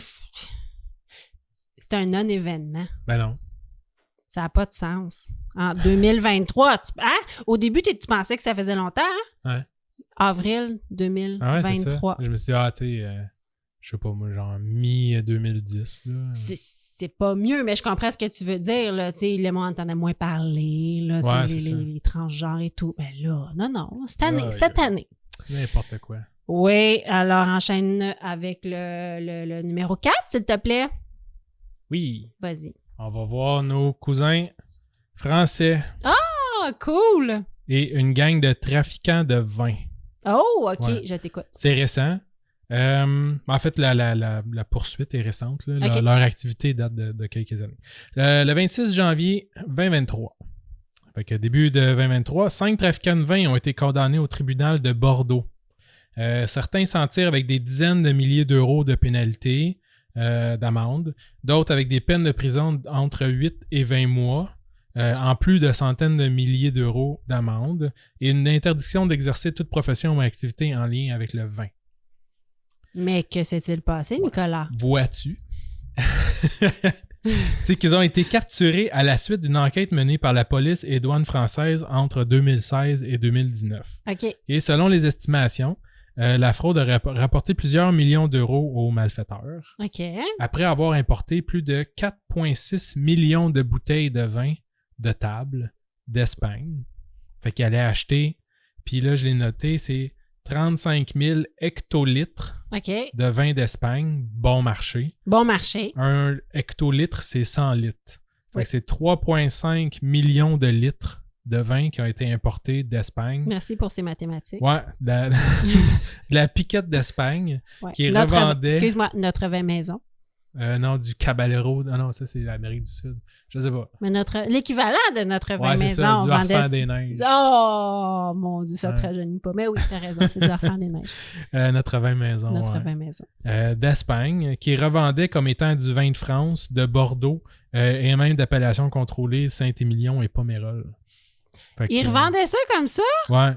Fait que en fait, c'est les gendarmes qui sont tombés par hasard sur du matériel de contrefaçon en enquêtant sur une autre affaire complètement différente là, de drogue. Oh! Ouais. La fraude aurait commencé en 2013 et fonctionnait de la façon suivante. Vas-y, je t'écoute. Il y avait une première personne qui avait un commerce de vin. Pour de vrai, là, genre pignon sur rue, qui commandait le vin bon marché d'Espagne en vrac. Ouais. Ensuite, il y a une autre compagnie qui, lui, transportait, fait qu'il y avait des citernes de vin. Des citernes de vin. Ouais, en vrac. Au nombre de 131 au total, à travers les années. Là. 131 citernes de vin. Ouais, des gros camions. Ouais. Qui livraient, dans le fond, le vin dans le sud-ouest de la France. OK. Ensuite, il y avait une troisième personne / compagnie qui s'occupait de falsifier des documents pour transformer par magie le vin espagnol en vin français. Ouais. Et par la suite, il redistribuait ailleurs, soit en vrac ou en bouteillé, là, avec différentes étiquettes de contrefaçon, avec des... comme quoi ça venait de France, Bordeaux. Ça se vendait, là! Mm-hmm. Oh, c'est poche! Ouais. Les accusés vont se défendre en disant que l'année 2013, où ce que ça a commencé, avait été particulièrement terrible au niveau de la production, puis les demandes de vin étaient toujours les mêmes, donc nécessairement, il fallait qu'ils trouvent une façon pour répondre à la demande. Wow! Fait que leur défense, c'est ça. Ouais, mais tu sais, ça allait pas super bien, là. Ouais, c'est ça. Fait que j'ai mis comme... n'importe quoi dans mes bouteilles, puis je l'ai vendu le même prix. Ah, c'est comme une fois que j'avais pogné une fille qui s'était stationnée devant l'entrée de mes voisins. Puis au lieu de me dire « Ah, je m'excuse, j'avais pas vu qu'il y avait une entrée », elle m'avait répondu « Mais il y avait pas d'autre place. » J'étais là « Oh my God, t'es une mauvaise personne! C'est pas une place! » Fait que ça m'avait... C'est ça. Fait que c'est une mauvaise défense. Fait que, ouais, c'est pas très fort. Puis, ils ont tous été condamnés. Mais, ouais, c'est ça. En début d'année, ils ont été condamnés, puis tout ça. Je sais que, en tout cas, il y a du monde, les avocats disaient que c'était vraiment trop sévère comme peine, puis qu'il y a bien du monde là-dedans aussi qui... Parce qu'il y a du monde là-dedans qui n'était pas tout à fait au courant. C'est ça. Il y a du monde qui savait pas... Tu sais, si tu commandes un camion-citerne... Ben, en fait, le transporteur, c'est ça, savait pas trop. Exact. Puis...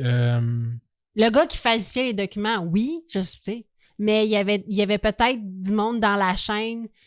Tu sais, ben des fois, tu le sais pas vraiment, mais tu te doutes que c'est bizarre, là.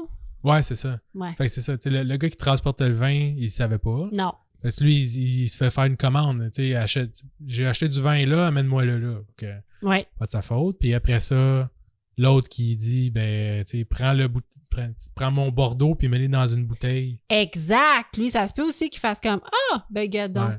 je mets en bouteille du Bordeaux, puis c'est correct. Ouais, c'est ça. Mais je suis vraiment curieux de savoir, tu sais, le monde qui ont acheté ça, ils ont-tu fait comme, oh oui, c'est un bon Bordeaux. Ben, il y a sûrement c'est une bonne du monde année. qui ont fait ça, mais tu sais, c'est super subjectif. Mais j'ai écouté, là, mais rappelle-moi, les peines, ça ressemblait à quoi? Il y avait à peu près entre 8 et 20 mois de prison. Quand même. Puis des centaines de milliers d'euros là, en pénalité. D'amende, OK. Ouais. Fait que, OK. Fait que ça efface un peu l'argent qu'ils ont fait avec ça. Ouais, il avait évalué à peu près il demandait aussi de rembourser. Puis c'était quand même plus que 2 millions d'euros. OK. Fait qu'il y a vraiment... À la fin, ils n'auront pas fait une scène. Non. C'est ça. Fait que c'est vraiment... Oh là là! Parfait. Alors, c'est mon tour. Numéro 3. Oui, numéro 3, ça s'appelle... Il y a un très bon documentaire qui a été produit là-dessus qui s'appelle The Oasis Affair. Comme le jeu Oasis? Oui, comme le jeu Oasis. Donc, je t'explique.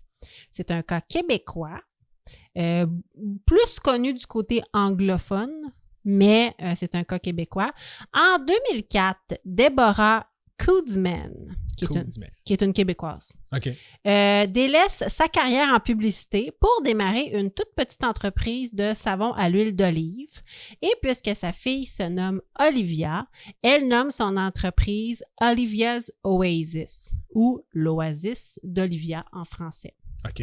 Olivia's Oasis. Mais là, c'est quoi le rapport avec les breuvages? C'est ça. T'sais, elle vend des savons, je pense une crème, là, chez Jean Coutu. En gros, là, elle était dans les pharmacies. Elle démarre son entreprise super tranquillement. Puis en janvier 2005, elle reçoit une lettre à la maison, assez agressive, selon ses dires, qui lui réclame les profits de son entreprise au complet et qui lui donne une date précise pour enlever tous les produits des tablettes. La lettre provient de l'entreprise La Sonde, qui possède la célèbre marque québécoise de jus Oasis et qui considère que ce nom lui appartient. La Sonde demande une injonction et demande de cesser l'utilisation du nom La Sonde. Donc, une injonction, ça veut dire maintenant. Du nom de la sonde ou du nom Oasis? Du nom Oasis, excuse-moi. Désolée. Du nom de la sonde, parce qu'ils considèrent qu'eux autres, ça leur appartient. Ah, OK. Fait que oui, ils lui demandent de cesser l'utilisation du nom qui, selon eux, appartient à la sonde. À ce stade, Mme Kuzmin peut plier puis complètement abandonner, là, puis elle va perdre tout le travail accompli. Dans la dernière année, la conception de logo, elle avait commandé des petits présentoirs. Okay. C'est beaucoup d'argent investi. Ouais.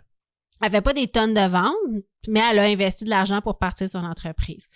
Donc, elle panique pas parce qu'elle est convaincue que c'est une technique pour l'effrayer. Son ami, qui est aussi un avocat, pense pas que la sonde est réellement une cause parce que il dit, je pense que les gens, je pense qu'en cours, on trouverait que les gens sont assez intelligents pour différencier.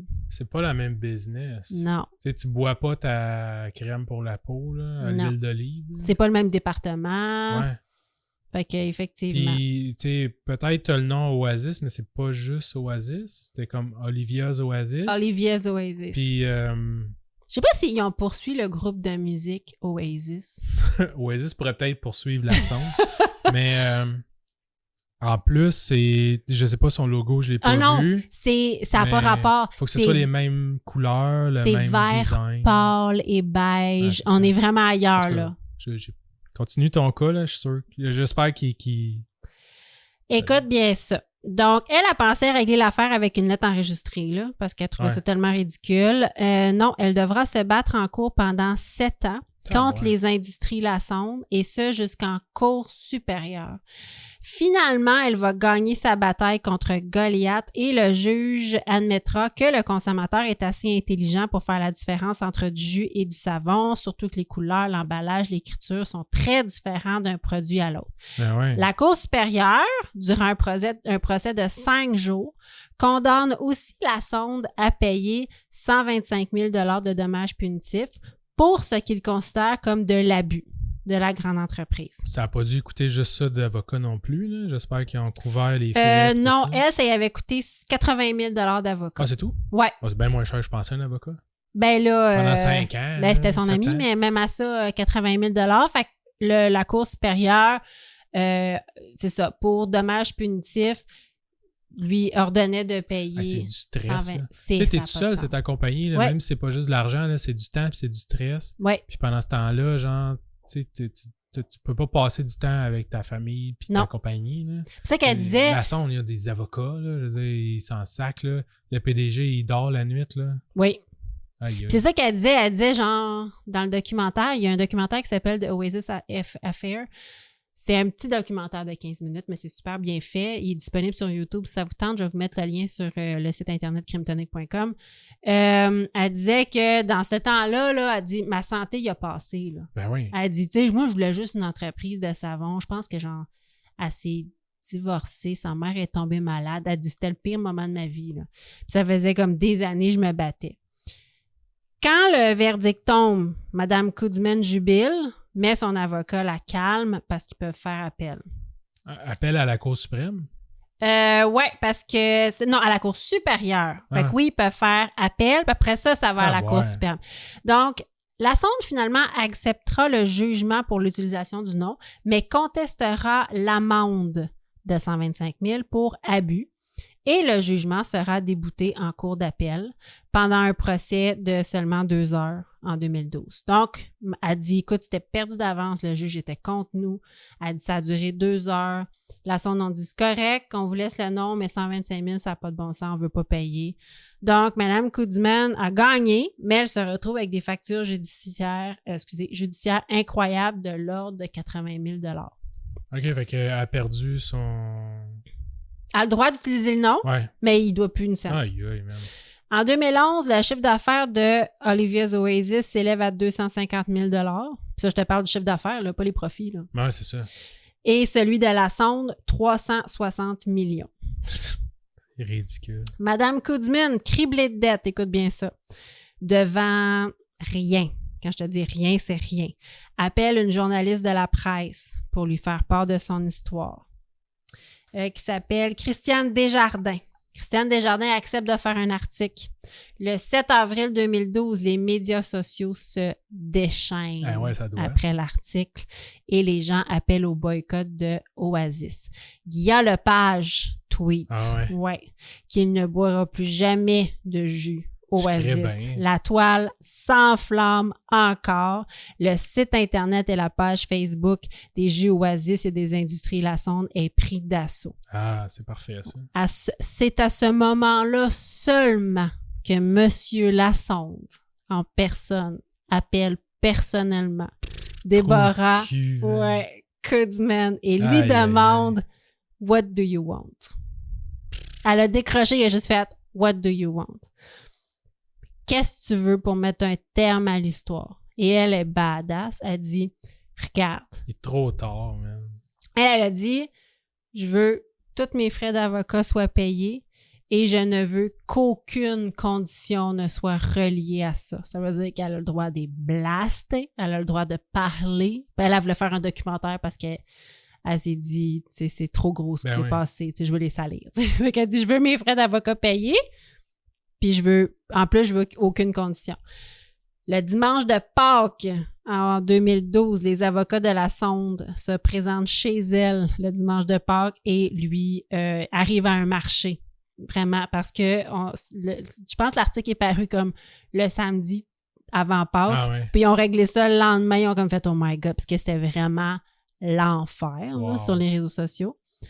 Donc, ils arrivent à un marché devant la pression populaire. Les savons Olivia's Oasis ne semblent plus exister aujourd'hui. Elle est venue à bout. Non, c'est ça. Non, ça n'était plus capable. Il y a un court documentaire, comme je vous dis, qui a été produit et nominé pour le meilleur documentaire au Open World Toronto Film Festival en 2017. Bon, de toute la vie, genre, tout le monde veut savoir que Lassonde, c'est un sale trou de cul. Ouais, il a été nominé. Très, très bon petit documentaire. Ouais, piece of shit. J'en revenais pas. Pauvre madame. Elle faisait tellement pitié. Puis, tu sais, elle disait, ma fille avait la peau sèche, je cherchais un savon naturel. Tu sais, tu lâches ta job pour partir une petite entreprise. Puis, elle disait qu'elle gagnait très bien sa vie, là. Elle était comme directrice marketing dans les produits de beauté. Elle dit, moi, je gagnais dans 6 chiffres. Puis, à un moment donné, j'ai fait, je veux l'essayer. Puis, elle avait trippé à faire le logo. Puis, c'est ça. Puis, elle s'est battue encore pendant des années. Bon, ben j'espère que le monde va continuer à boycotter ça. Puis là, le pire, c'est que tu vois dans le documentaire, les avocats de Lassonde étaient comme « Hey, on savait pas, là, tu sais, que ça pouvait lui causer du tort. » Puis là, on a compris avec que la presse, que c'était, les consommateurs ne voulaient pas qu'on traite les gens comme ça. Genre 8 avocats là, qui s'en foutent. Là. On a compris que c'était comme pas la manière de faire. Là. Fait qu'on le fera plus traîner du monde dans la boîte pendant 8 ans jusqu'à temps qu'il se développe un cancer quasiment. Wow. Ça n'a pas de sens. Non, écoute. Numéro 2, Nicolas. Tu vois, je savais pas, moi, mais c'est fini, je n'achèterai rien de Lassonde. OK, bon, ben c'est correct. Je respecte ça. Quand tu iras faire l'épicerie, là, achète rien de Lassonde. J'achèterai rien. Juste pour votre information, je fais l'épicerie. Continue. C'est pas grave, là. Tu fais plein d'autres choses. Vas-y. OK. Numéro 2? Oui. Numéro 2. Connais-tu She Beverage Company? Non, je ne connais pas. C'est vrai? T'es une femme. Exactement. Ouais. Je m'identifie comme telle. Sur Instagram, parce qu'ils ont un compte Instagram, She Beverage Company est se dit être une compagnie propulsée par les célébrités qui vend plusieurs produits. Point. Pour toute demande d'investissement, référez-vous au site web. Mais le site web, il ne marche pas. OK. Fait que ça va te donner une idée, genre, où c'est que je m'en vais avec mon cas. OK. Ben, pas vraiment. C'est ça l'affaire. Okay. Ça s'en va dans le mur, Nicolas. Ça s'en va dans le mur. Si je pousse un peu plus loin les recherches, là, à savoir qu'est-ce que She Company, c'est une entreprise fondée dans les débuts des années 2010 par Lupe L. Rose et Sonja F. Shelby. D'accord. Ouais. Ils ont pour mission de créer des boissons à base de bière, de vin ou spiritueux. C'est une compagnie par des femmes pour des femmes. Fait que c'est des breuvages pour les femmes. Oui. Moi, j'ai vraiment pas le goût de boire quelconque breuvage. C'est ça qu'ils disent. D'accord. Mais en 2020, la SEC, Security and Exchange Commission, OK. qui s'occupe de toutes les affaires financières aux États-Unis, Ouais. vont déposer une plainte officielle contre She Beverage Company, alléguant à une série de pratiques trompeuses. OK. Veux-tu la série de pratiques trompeuses? Vas-y. Oui? OK, je vais y aller. Mais mon Dieu, qu'est-ce qu'ils ont fait? Ils vendent-tu quelque chose? Ils ont-tu des produits ces tablettes? Ben non. Ah, il n'y a rien. Ça... C'est comme une coquille, genre. Oui. She Beverage ne s'est jamais enregistré correctement à la SEC, comme une compagnie qui paye des impôts, etc. OK. De 2017 à 2019, la compagnie a reçu en financement de 2000 investisseurs environ différents. Ah non, pas une autre affaire que tout le monde donne du cash puis il y a 15 fuck millions all. de dollars. Hey, j'ai vraiment du fun à faire ce podcast-là avec toi, mais qu'est-ce pas dans qu'on le fait? business. On n'est pas dans le bon business, Ouais. là. À travers 38 États, il y a 2000 femmes, parce que c'est une compagnie par des femmes pour des femmes, fait qu'ils visaient des femmes. Bon, il y a ça, peut-être des hommes aussi là-dedans, là, qui ont investi au total 15 millions de dollars. Wow! Eux autres, ils vendaient en fait des parts de l'entreprise, des actions non enregistrées, parce que c'était pas encore enregistré à la bourse. Fait que c'est comme early adopter, là, tu sais, Oui. achètent de différentes méthodes, soit argent comptant, par chèque, PayPal, tralala. À chaque année, les propriétaires offraient des ronds d'investissement. Par exemple, en 2019, il y a un courriel qui a été envoyé à leur base de fans, là, je suppose, là, le monde qui les suit, en offrant 2 actions pour le prix d'une. OK, mais excuse-moi. Je peux-tu en boire? Pas vraiment. Il y a rien, là. Ben là, ça n'existe plus. Je pense qu'ils ont fait de l'eau alcaline. Parce que dans ces années-là, c'était à la mode de l'eau alcaline pour la santé.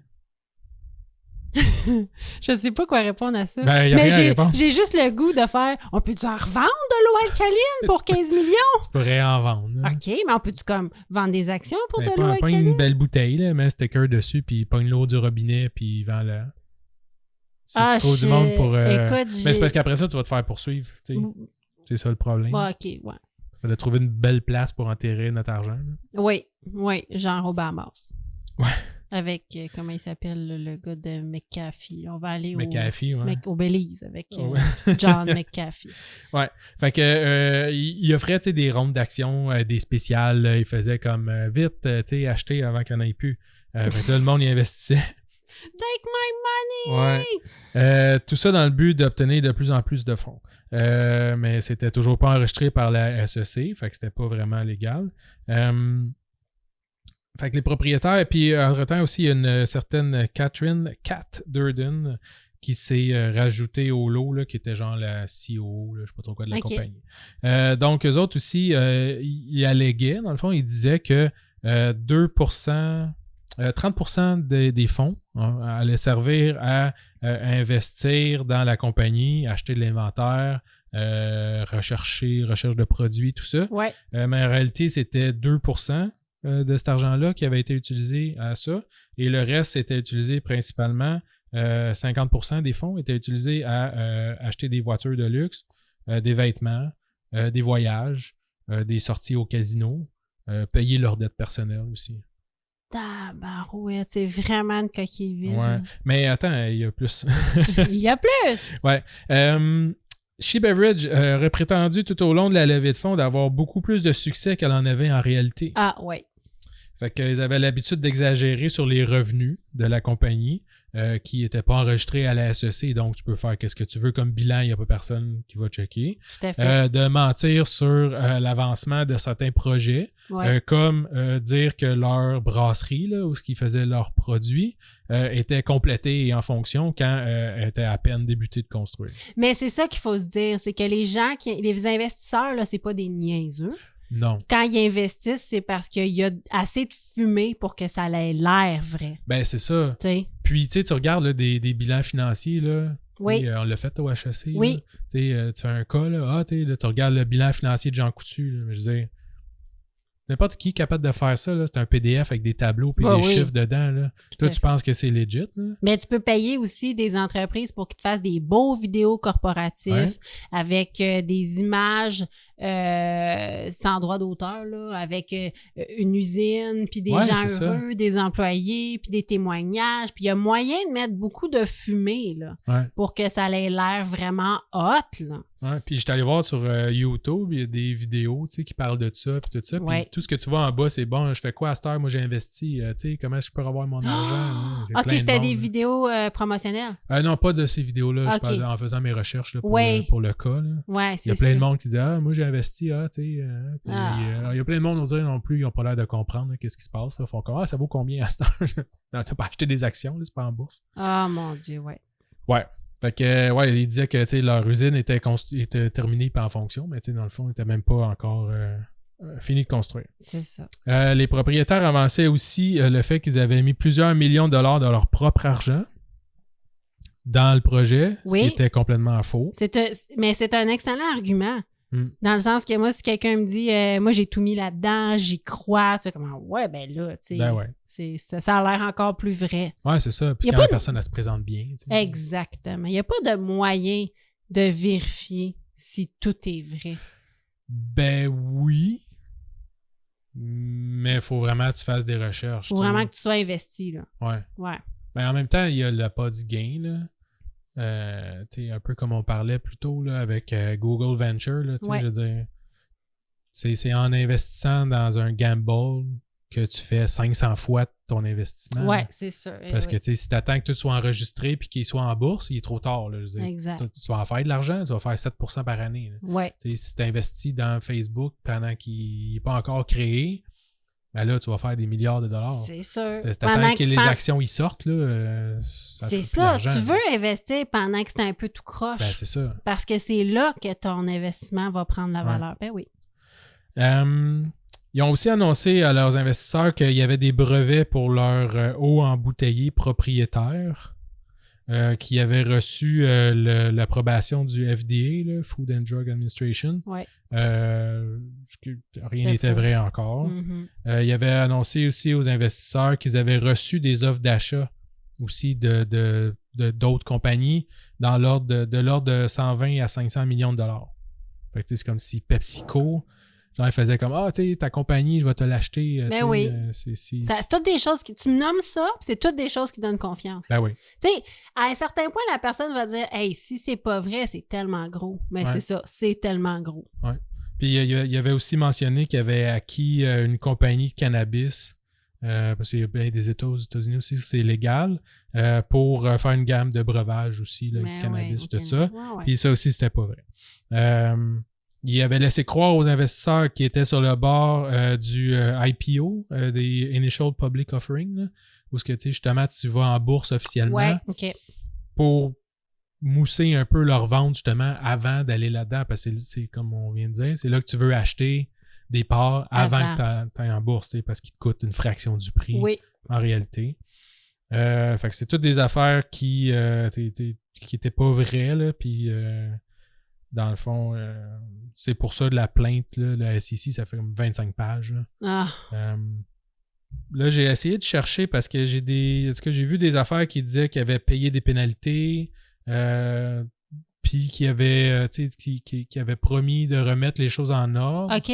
Mais là, je sais que dans la plainte de la SEC, ils disaient qu'ils n'ont jamais terminé genre leur processus d'enregistrer la compagnie ou quoi que ce soit.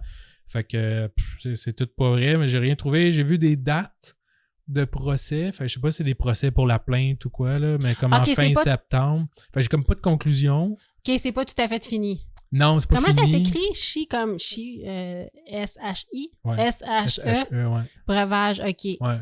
Chi Beverage, ouais. Chi Beverage. Aux États-Unis. Aux États-Unis, ouais. Fait que tu sais, au moment là, d'enregistrer, puis probablement quand on va le faire, ça sera pas complètement terminé, mais je ferai un suivi là-dessus pour le fun. Là. Puis t'as vu une bouteille d'eau alcaline de tout ça? Sur leur Instagram, là, il y a comme, c'est pire que le mien, là, il y a comme 8 photos, puis ça n'a pas rapport. Wow! Puis non.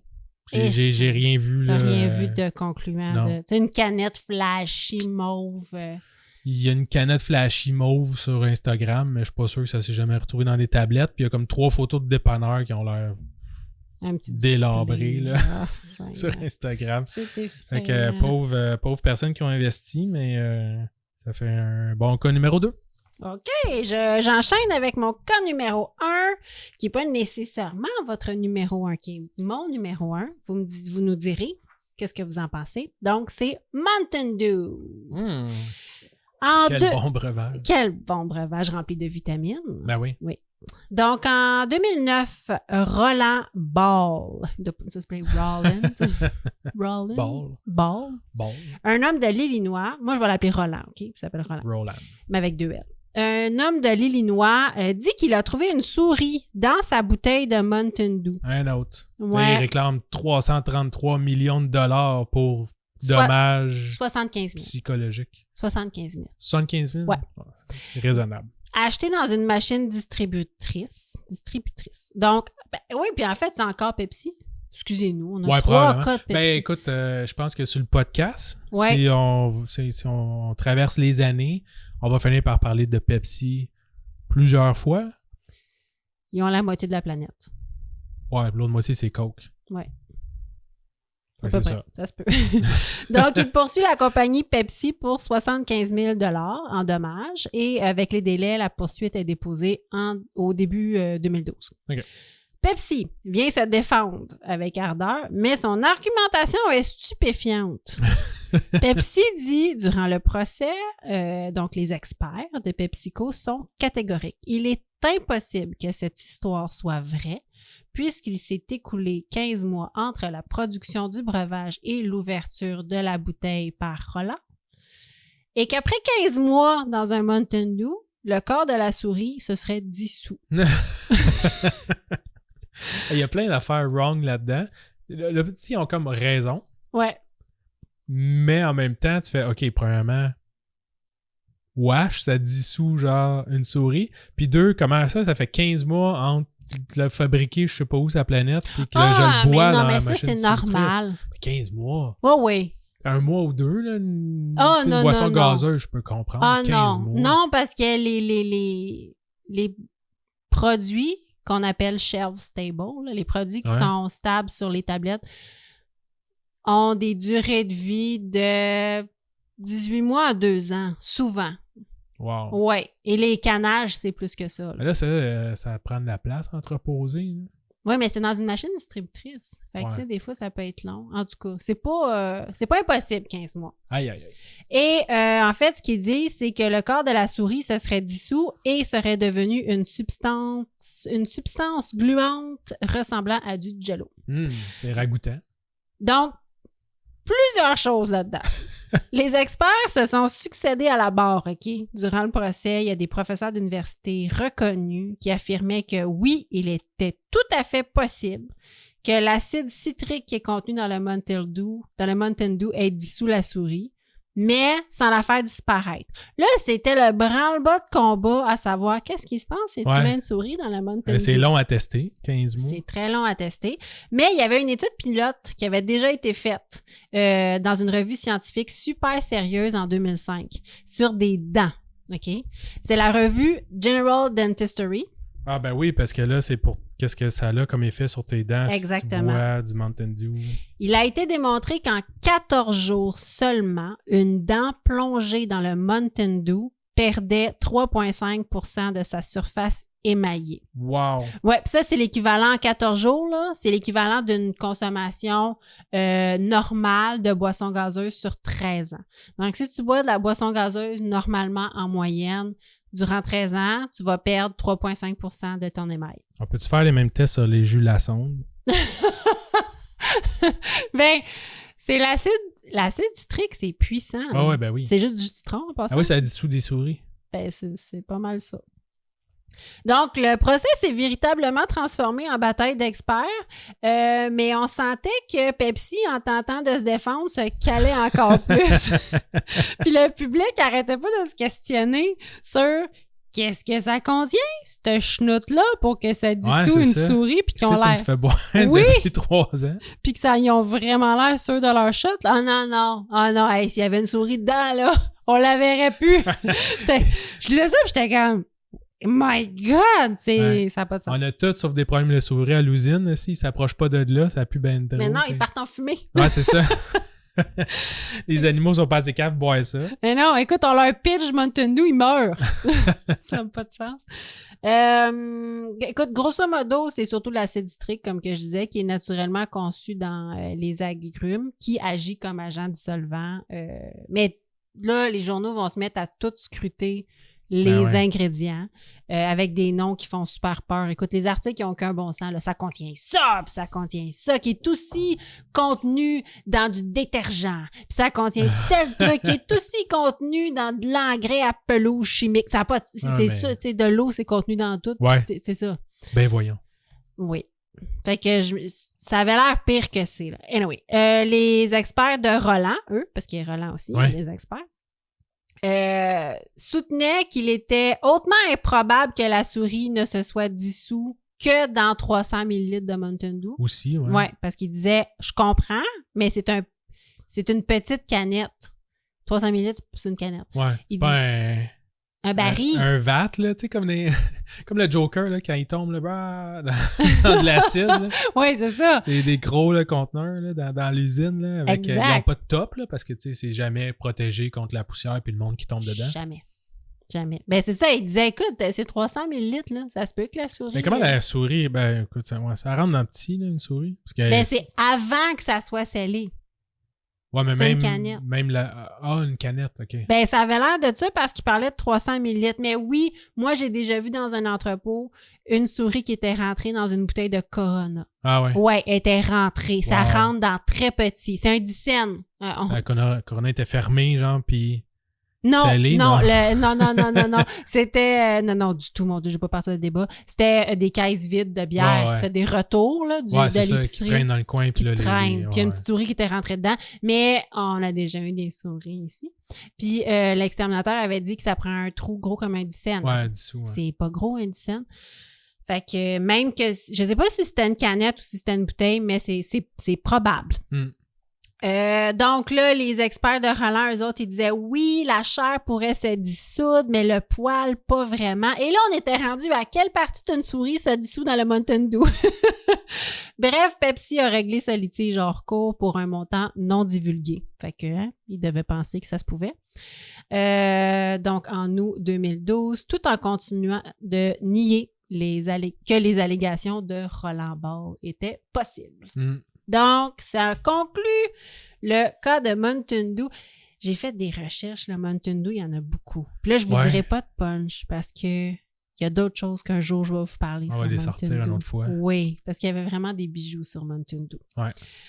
Donc, on vous remercie d'avoir été avec nous pour ce combat. Merci à toi aussi d'avoir trouvé tous ces beaux cas-là. Oui, puis on fête nos 10 épisodes. Ouais. Ça vient de conclure notre 10e épisode. Bravo. Good job. Yeah. Yes, et écoute, là, on est comme un step de plus. On a comme des chandails. On a des chandails. Ouais, fait que on vous remercie infiniment. Suivez-nous sur les réseaux sociaux, Instagram, on a un site internet avec les sources, on a TikTok, le groupe privé Facebook, suivez-nous, écrivez-nous, ça nous fait plaisir. Faites-nous des belles reviews sur Google Podcast. Allez sur le groupe Facebook, on va faire un sondage avec les cas, savoir lequel était votre préféré. Oui. Écrivez-nous, savoir aussi, laissez des commentaires là, sur Facebook, Instagram, peu importe, pour des thèmes, des sujets. Oui. Si vous avez des histoires rocambolesques. Ou des champions de la semaine. Des champions surtout. Ah, j'ai une auditrice extraordinaire qui s'appelle Xav Mom, qui m'a proposé, qui nous écrit souvent sur les réseaux sociaux. Je veux la remercier, c'est super gentil. Puis elle nous écrit tout le temps, puis elle commande tout ce qu'on fait, c'est vraiment gentil. Puis il y a des gens qui nous ont proposé des champions de la semaine, puis c'était des très bons champions de la semaine. Oui, on va les faire. On va les faire. Puis est-ce que je t'avais coupé, je pense, les Apple Podcast, tout ça, Oui. là, c'est laisser des commentaires ou des étoiles. Oui, ça nous Super aide apprécié, beaucoup. puis on va les lire en nombre. Oui, on va les lire, on va vous faire un shout-out. Yeah. Yeah. Alors, on vous quitte avec le mot de la fin. Si vous faites le mal, Faites-le bien. merci! Au revoir. Au revoir!